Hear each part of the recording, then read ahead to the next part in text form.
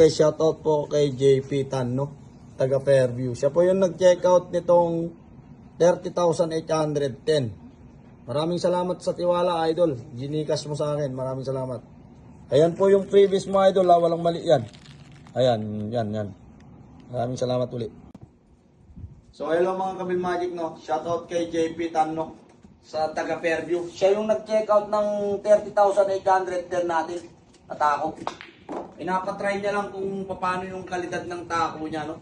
So, yung mga gustong matuto sa paghahatak, pag-spin, dapat naka-close lang yung ano nyo, yung kamay nyo, no? Naka-close grips kayo para mas mabilis. Ayan, Idol Tan, tinisahan ko na yung tako mo. Ayan, maraming salamat, Idol, sa pag-check out, no?